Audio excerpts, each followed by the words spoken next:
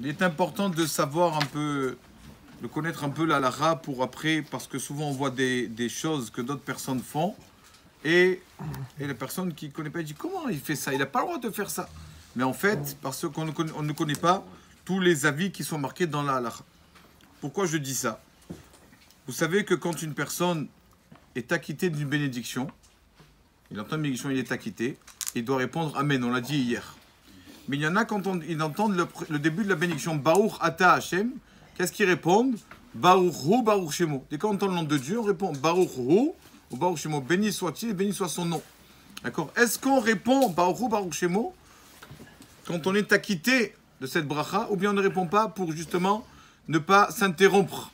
C'est ça le grand, on va dire le grand litige dans la halakha.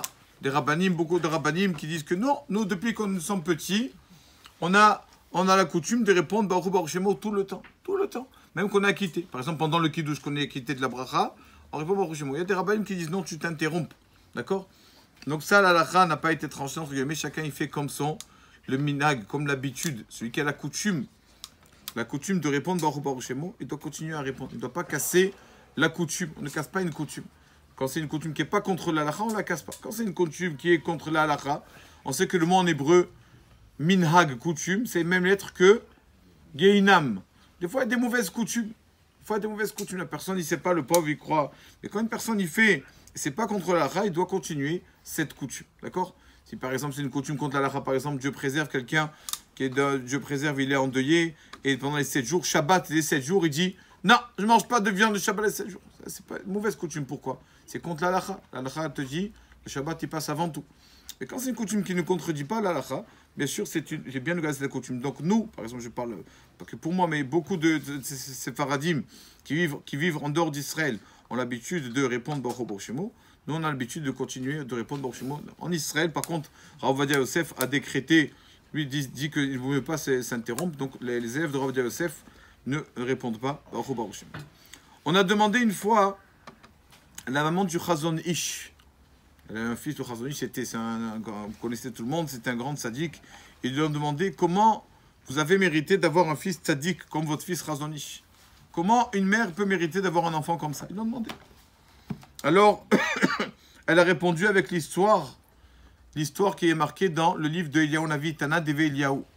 Là-bas, il raconte qu'une fois, il y avait au temps du Beth Amikdash, du temple, il y avait un papa, un Kohen, qui priait toute la journée. On le voyait prier avec des larmes. Ils lui ont dit, qu'est-ce que je demande à Hachem? Tu as des garçons, il avait 6 garçons et 4 filles. Tu as tout pour être heureux. Pourquoi tu pleures dans la prière? Pourquoi tu pleures? Alors le papa Kohen leur a dit, je prie Hachem que Chazvé Shalom, Dieu préserve qu'il n'y ait pas un de mes enfants qui ne soit pas dans le droit chemin. Parce que l'enfant, il peut être bien et tout, et à un moment, Chazvé Shalom, un petit truc, un petit ami ou quoi, ça peut lui tourner la tête complètement. Donc je prie Hachem tous les jours en pleurant avec mes larmes que mes enfants soient des bons Kohanim qui soient toujours dans le chemin de la Torah. Et c'est avère qu'au temps du deuxième temple, donc ses enfants, il a mérité de voir ses enfants et petits-enfants pendant plus de 50 ans qui travaillaient dans le Beth Amikdash, qui servait à Kadosh Baruch Hu Beth Amikdash, parce qu'il a pleuré avec ses larmes. Alors il leur a dit, il n'y a pas de secret. Quand tu veux quelque chose, on l'apprend du bébé. Quand tu veux quelque chose, il faut pleurer. Le bébé, tant que tu lui donnes pas ce qu'il veut ou un enfant, il se met à pleurer jusqu'à qu'il t'amadou et tu lui donnes ce qu'il veut. Bon allez, ça va, ne pleure plus. Avec Kadosh Baruch Hu, c'est comme ça. Tu veux vraiment des enfants de tzadikim, il faut pleurer. Et elle a dit justement, voilà. Elle a dit, j'ai fait voilà, 2 choses. Elle a dit, moi, j'ai beaucoup pleuré pour avoir des enfants de tzadikim. Et j'ai fait des choses en plus aussi. J'ai fait des choses que personne ne fait, mais j'ai fait en plus. Alors, nous ont demandé, est-ce qu'on peut savoir ce que vous avez fait en plus pour avoir un enfant comme le Chazon Ish, qui a illuminé le monde entier?